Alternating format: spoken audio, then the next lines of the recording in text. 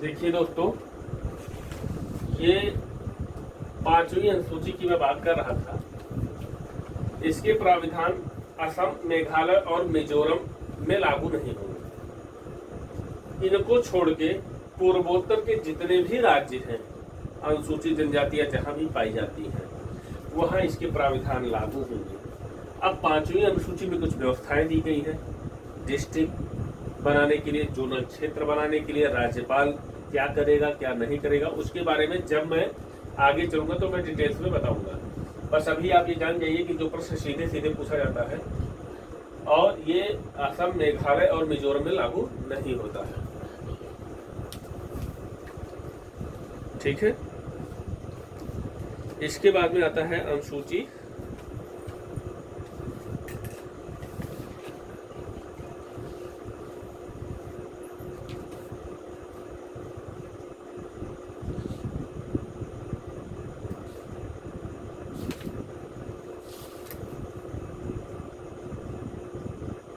अनुसूची का जो प्रावधान दिया गया है वो इतने राज्यों पे दोस्तों लागू रहेगा, असम, मेघालय, मिजोरम और त्रिपुरा पे।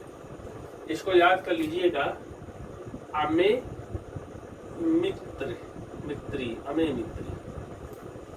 ठीक है, अमे मित्री याद कर लीजिएगा। 5 अमे मित्री @5 ऐसे याद कर लेंगे तो 5 5th शेड्यूल। ठीक है, तो इससे आपको ये याद हो जाएगा अमे मित्र की पांचवी अनुसूची जो है ये अमे मित्र पे लागू नहीं होती है। अब देखिएगा आप लोग, मैं लिखवा रहा हूं, इसको आप लोग नोट करते चलिएगा। पांचवी अनुसूची,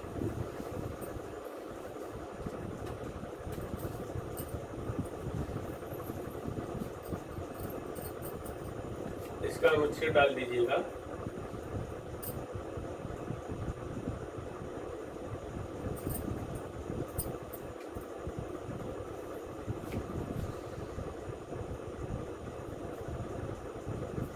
पहला इसका पॉइंट लिखिए, राज्यपाल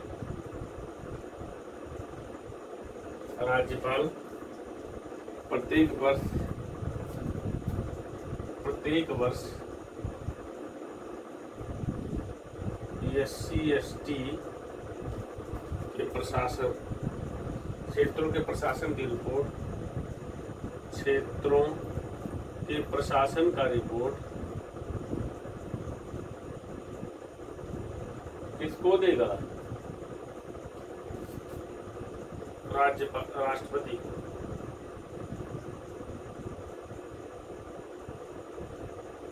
ठीक है, राष्ट्रपति को देगा।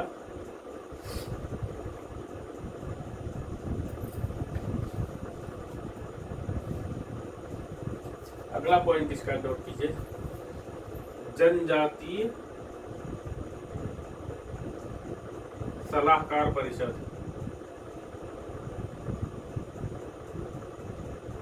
का गठन कौन करेगा?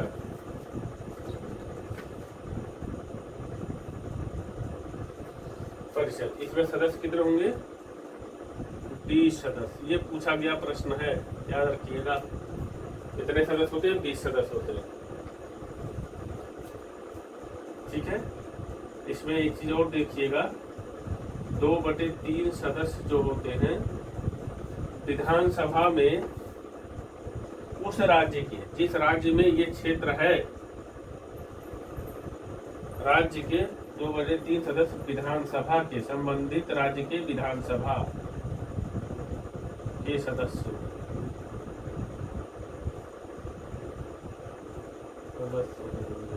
ठीक है, अगला पॉइंट है कि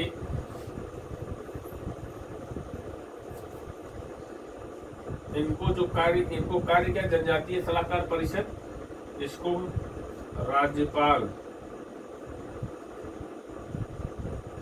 द्वारा सौंपा गया कार्य।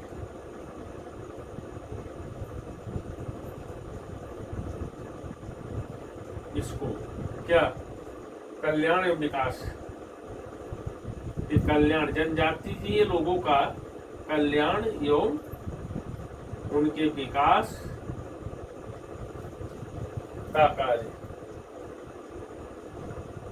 उसके लिए क्या योजना है, क्या सुझाव, क्या नियम बनाए जा सकते हैं, उनके कल्याण के लिए क्या कदम उठाए जा सकते हैं, ये सब जनजातीय सलाहकार परिषद करता है। ठीक है।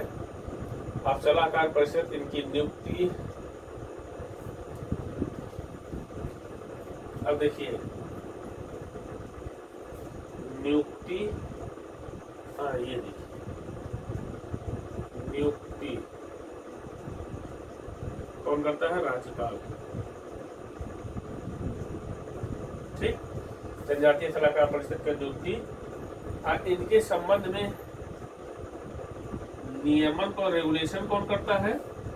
वो भी राज्यपाल ही करता है। नियमन भी राज्यपाल करता है और इनकी नियुक्ति भी राज्यपाल करता है। इनके बारे में रूल्स, नियमन, रूल्स जिसको कहते हैं, इंग्लिश में लिख लीजिएगा, समझ में आ जाएगा। रूल्स एंड रेगुलेशन जो है कौन बनाता है? राज्यपाल ही बनाता है। ठीक है। इसके बाद में ये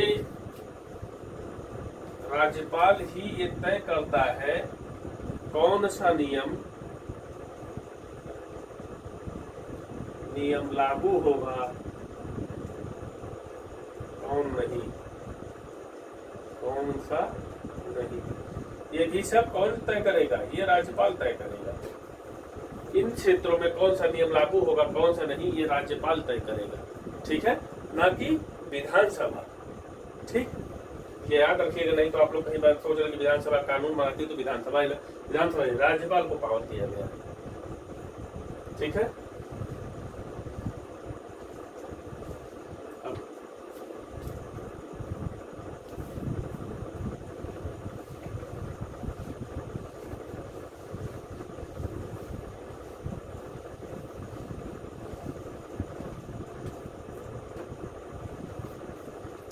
अनुसूचित क्षेत्र किसको कहते हैं?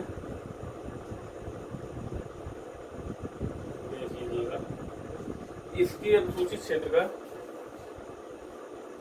अनुसूचित क्षेत्र ऐसा क्षेत्र होता है जिसे राष्ट्रपति, अनुसूचित क्षेत्रों की घोषणा कौन करता है? बहुत पूछा जाता है। इसे राष्ट्रपति आदेश द्वारा, ऐसा क्षेत्र जिसे राष्ट्रपति आदेश द्वारा घोषित करे। क्या? अनुसूचित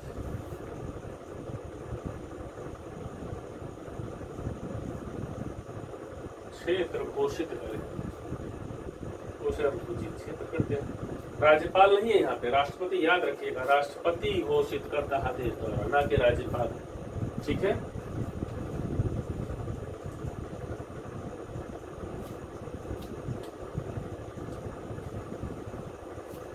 अनुसूची में संशोधन कौन कर सकता है इस क्षेत्र में? देखिएगा,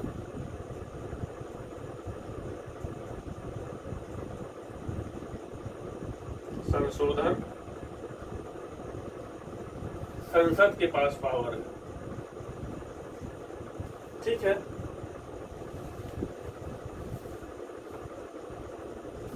अब हम लोग आते हैं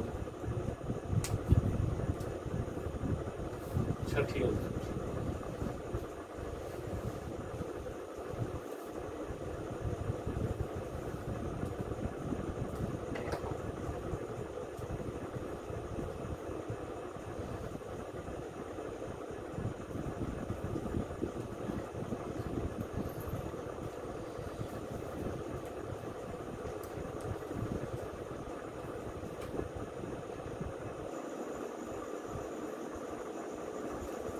देखिए दोस्तों, अब हम लोग आते हैं छठी अनुसूची। छठी अनुसूची, ध्यान दीजिएगा, जैसा पांचवी अनुसूची में आपने देखा कि पांचवी अनुसूची के प्राविधान वहां पे लागू होते, अमेय मित्र, मैंने एक कोड दिया था, अमेय मित्र। ठीक है। इसमें आप क्या देखेंगे अमेय मित्र, इसमें आप क्या देखेंगे कि इसके जो प्राविधान है वो कहाँ लागू होंगे, वो अमेय मित्र पे लागू होंगे, इन्हीं पे लागू होंगे, अर्थात असम, मेघालय, मिजोरम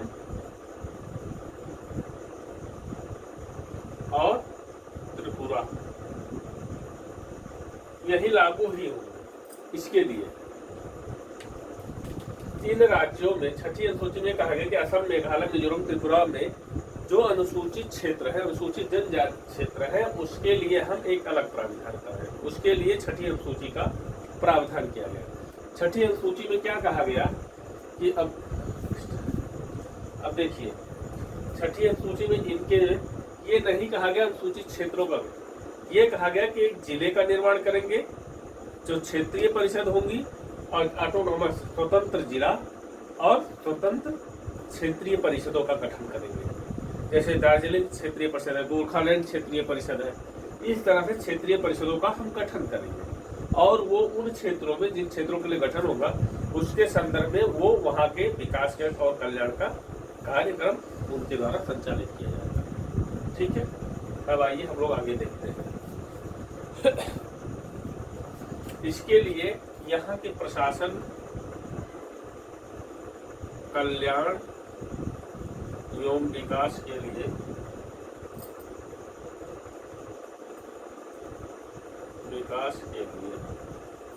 क्या करेंगे,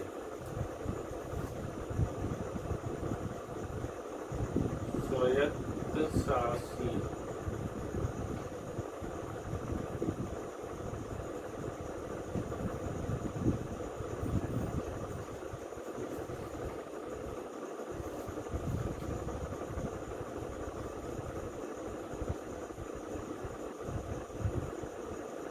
इसको इंग्लिश में कहते हैं ऑटोनॉमस।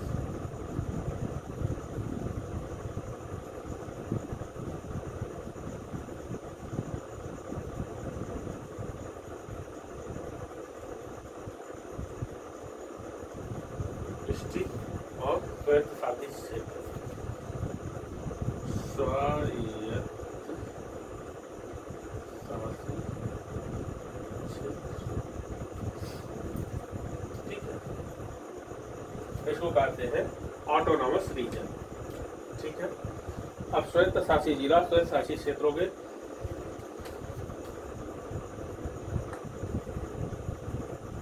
इनका गठन कौन करेगा,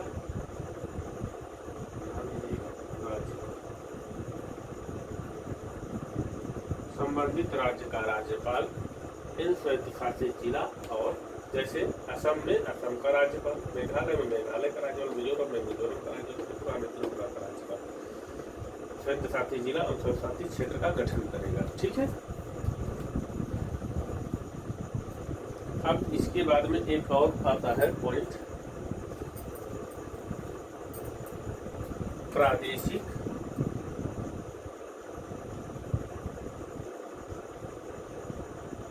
स्वायत्त शासी जिला एवं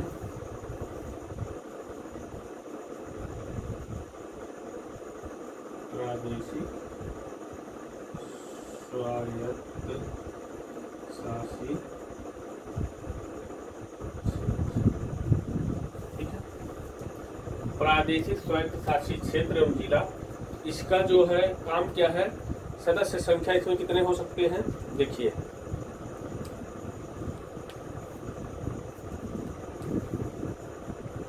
इसमें सदस्य संख्या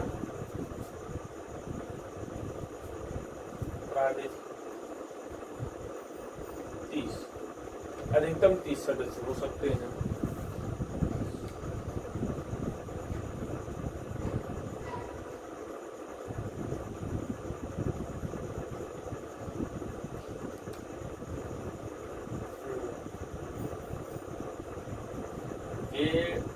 इनमें से 30 सदस्यों में से 26 निर्वाचित होंगे,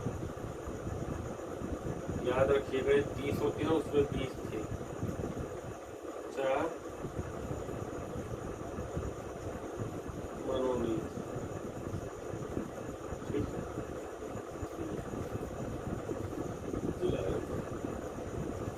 अब देखिए 4 जिले एवं प्रादेशिक स्वयंशासित क्षेत्रों में, इसमें अब मैं आपको बता दूं, थोड़ा सा ये मैं बनाया हूँ, आप लोगों को बाद में कोशिश ये रहेगी PDF के रूप में उपलब्ध करा दें इसको। देखिए इनमें सदस्य संख्या 30 हो गई है। ये जो है ये बोडो क्षेत्र पर, जो बोडोलैंड है आसाम में, बोडो क्षेत्रों पर लागू नहीं होगा, याद रखिएगा।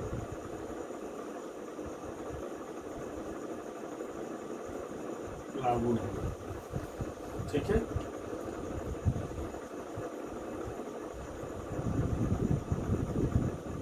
अब देखिए राज्यपाल को क्या क्या शक्तियां दी गई स्वयंशासित जिला या क्षेत्र के बारे में। इन राज्यों के राज्यपाल को हमें इनका गठन राज्यपाल ने किया। अब राज्यपाल को देखिए शक्ति क्या क्या दी गई, इनके गठन की अधिसूचना जारी करना, मतलब जारी करेगा, ठीक है।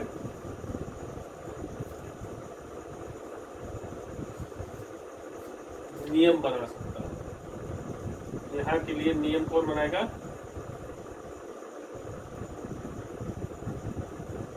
ये राज्यपाल के लिए बन रहा है। और अगला क्या है कि वह नया स्वायत्तशासी जिला बना सकेगा, नया स्वायत्तशासी जिला बना सकेगा। और अगला पॉइंट है कि वह स्वायत्तशासी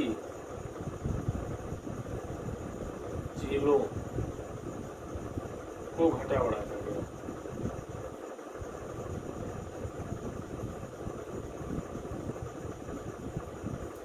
इस प्रकार से आपने देख लिया कि वहां पे क्षेत्रीय परिषद का था, और यहाँ पे क्या है? प्रादेशिक जिला, स्वायत्तशासी जिला और प्रादेशिक क्षेत्र, स्वायत्तशासी क्षेत्र है। छठी अनुसूची और 5वीं अनुसूची में अंतर यही है, 5वीं अनुसूची अमेय मित्र पे लागू नहीं होता था, 6ठी अनुसूची केवल अमेय मित्र पे लागू होती है, ठीक है। यह इसके अंतर्गत कहा गया कि जो अमेय मित्र राज्य है उनमें जो अनुसूचित जाति और अनुसूचित जनजाति क्षेत्र है वहां पर राज्यपाल स्वायत्तशासी जिला और स्वायत्तशासी क्षेत्र का गठन करेगा, ठीक है। राज्यपाल गठन करेगा और ये स्वायत्तशासी जिला, स्वायत्तशासी क्षेत्र वहाँ के निवासियों, आदिवासी, अनुसूचित जातियों के लिए कल्याण एवं विकास के लिए कार्य करेगा। उसके लिए सुझाव राज्यपाल को देगा। राज्यपाल नया स्वायत्तशासी जिला आवश्यकता अनुसार बना सकेगा। स्वायत्तशासी जिला के अब राज्यपाल के कार्य क्या है? इन स्वायत्तशासी जिलों के, स्वायत्तशासी क्षेत्रों के लिए नियम बना सकेगा। स्वायत्तशासी जिला या क्षेत्र के एरिया में को घटा बढ़ा सकता है, उनके सीमाओं में परिवर्तन कर सकता है, नया स्वायत्तशासी जिला बना सकेगा, इनके गठन की अधिसूचना जारी कर सकेगा, नियम बना सकेगा। तो प्रादेशिक जिला एवं प्रादेशिक स्वायत्तशासी क्षेत्र जो है इसमें 30 सदस्य होंगे, जिनमें से 26 निर्वाचित होंगे और 4 मनोनीत। ये मनोनयन राज्यपाल के द्वारा किया जाएगा, ठीक है। पर ये जो छठी अनुसूची के प्रादेशिक स्वायत्तशासी जिला जो है या प्रादेशिक स्वायत्तशासी क्षेत्र जो है, इसके ये बोडोलैंड क्षेत्रों पर लागू नहीं होंगे, क्योंकि बोडोलैंड एक अपना अलग उनका साथ ही उनका अपना प्रादेशिक क्षेत्र है, उस पर लागू नहीं होता। अब आगे हम देखते हैं 7वीं अनुसूची, बहुत महत्वपूर्ण है।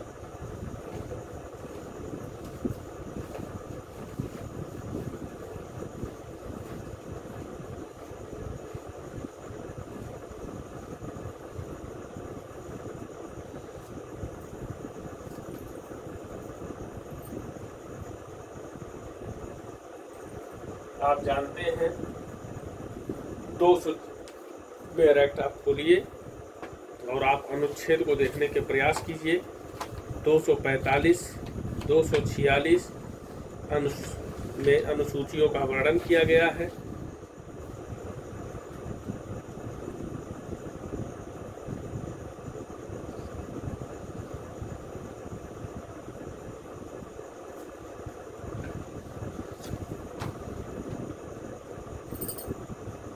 देखिए 7वीं अनुसूची जो है शक्ति के पृथक्करण पर निर्धारित है। अनुच्छेद इसमें डाल दीजिएगा 246, शक्ति के पृथक्करण और संघात्मक ढांचे का स्वरूप।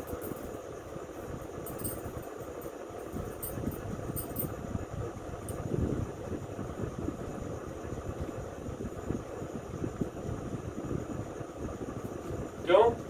क्योंकि यहाँ पे कहा गया है 7वीं अनुसूची में 3 अनुसूचियों की व्यवस्था की गई है और उसमें ये बताया गया है कि ये कौन सी सूची है, इसमें कौन सा कानून बन सकता है, ये कौन सी सूची है, इसमें कौन सा कानून बनता है, ये कौन सी सूची है इसमें कौन सा कानून बन सकता है।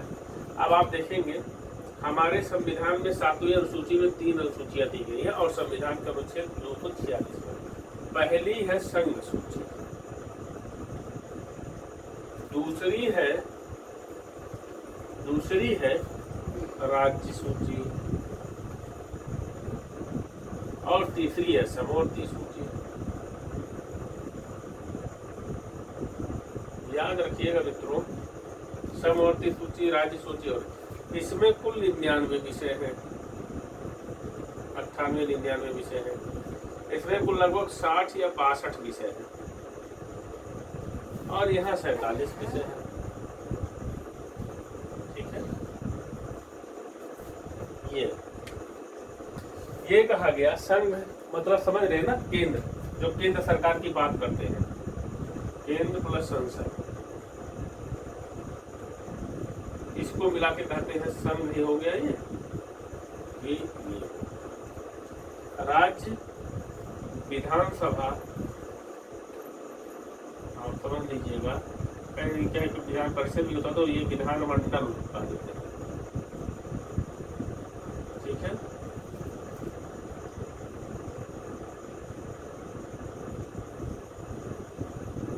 यहाँ हो गए और ये यहाँ और ये, तो मतलब इनको एकाधिकार इतने विषय पे कानून बनाने का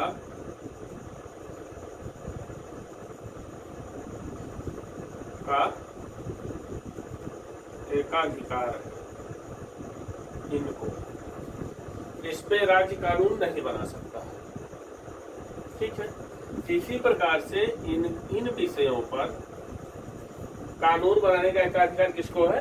विधानसभा को। इस पे ये नहीं बना सकते कुछ विशिष्ट परिस्थितियों को छोड़कर। इन विषयों पर दोनों लोग कानून बनाने के लिए समान रूप से अधिकारी हैं। तो अब देखिए संघात्मक ढांचा या शक्ति का पृथक्करण कैसे हो गया। संघात्मक ढांचा वहां कहते हैं जहां पर राज्य अपने लिए कानून बनाने के लिए, अपने कार्यों को निष्पादित करने के लिए स्वतंत्र हो और अपने कार्यों को बनाने, अपने नियमों कानूनों को बनाने के लिए और कार्यों करने के लिए स्वतंत्र हो। ठीक है, ना ये इनमें हस्तक्षेप करे ना ये इनमें हस्तक्षेप करे। समझ रहे ना? और एक सहयोगी के रूप में कार्य करे, इसी को संघात्मक ढांचा कहा जाता है। अब आप देखिए, ये विधायिका हो गई राज्य की, ये विधायिका हो गई केंद्र की, ये इस पे बनाने के लिए स्वतंत्र है, ये इस पे बनाने के लिए बचा विषय है। अब ये ऐसा भी हो सकता है, आप लोग के दिमाग में आ रहा हो, जब मैं भाग 11 पढ़ाऊंगा तो वहाँ आप देखेंगे, तब मैं इसकी विस्तृत व्याख्या करूंगा वहाँ पे। क्योंकि यहाँ केवल आप ये समझ लीजिए कि यहाँ पे विषयों का वर्णन किया गया है। यहाँ 99 विषय है, यहाँ 61 विषय 62 है और यहाँ 47 विषय है। ठीक है, इन पे 47 विषयों पे कानून बनाने के लिए राज्य और केंद्र दोनों स्वतंत्र हैं। राज्य सूची के विषयों जो विषय दिए गए हैं 62 विषय, उसमें विधानसभा को, राज्य की विधानसभा को कानून बनाने का पूर्ण अधिकार है। और यहाँ पे संघ सूची के 99 विषयों को केंद्र और जो इन सूचियों से बाहर के विषय है, जैसे इनका उल्लेख न किया गया, जैसे मान लिया विज्ञान में ये हो गए 62 ये हो गए 47, इसके अतिरिक्त जो विषय है उस पर कानून बनाने का पावर किसको? सिर्फ संसद को। इसीलिए कहा गया अवशिष्ट शक्तियां किसमें निहित है? संसद में। ठीक है।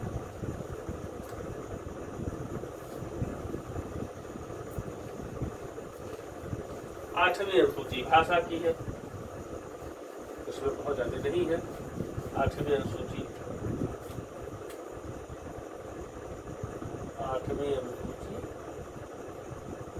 ये किससे संबंधित है? भाषा से। इस अब तक कुल कितनी भाषाओं को शामिल किया गया अनुसूची में? 22 भाषा। 22 भाषा को शामिल किया गया है। ठीक है।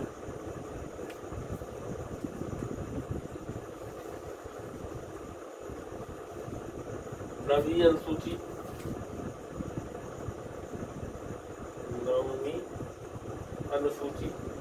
इसमें विशिष्ट प्राविधानों को शामिल किया गया है। नवीं अनुसूची में 1951 में जोड़ा गया प्रथम संविधान संशोधन।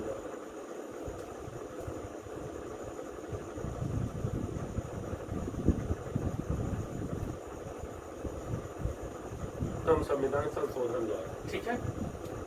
देखिए उन विषयों को, इसमें आप देखिए उन विषयों को रखा गया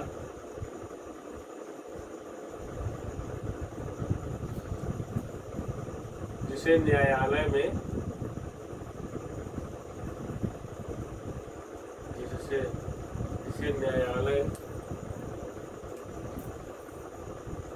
चुनौती न दी जाए।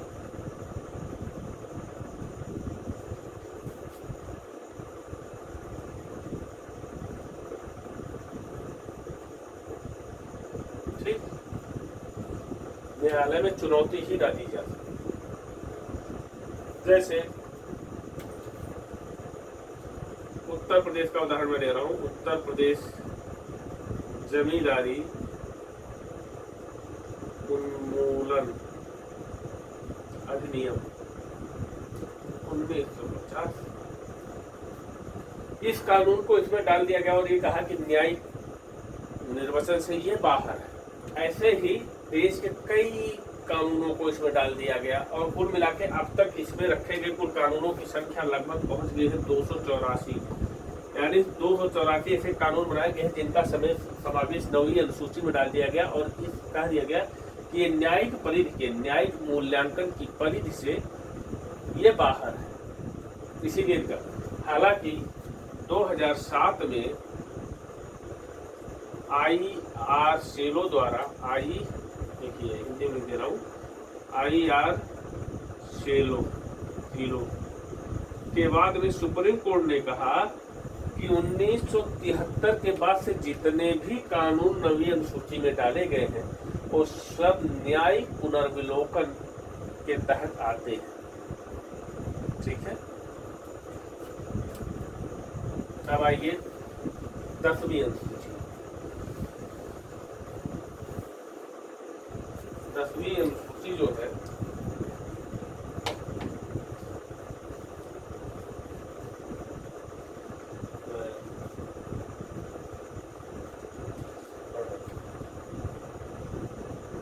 अनुसूची, ये जानते हैं दल बदल से संबंधित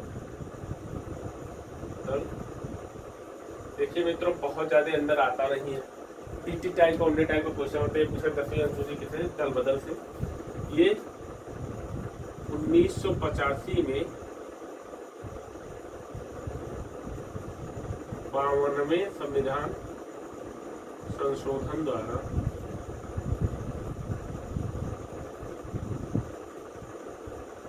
संविधान में जोड़ा गया।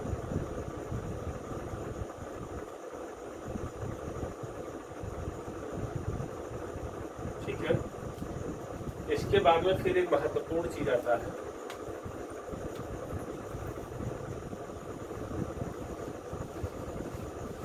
यही 11वीं और 12वीं में लिखेंगे, बस बहुत ज्यादा नहीं है।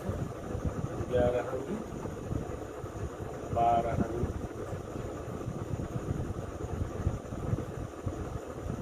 11वीं अनुसूची पंचायत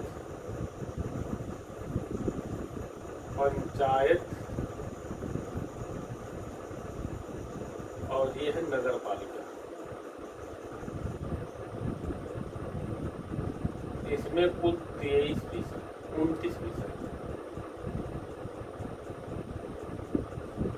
विषय दिए गए हैं। नगर पालिका 12वीं अनुसूची किससे संबंधित? नगर पालिका से। 11वीं अनुसूची किससे संबंधित? पंचायत। ठीक है, इसमें 29 विषय दिए गए हैं। ऐसे करके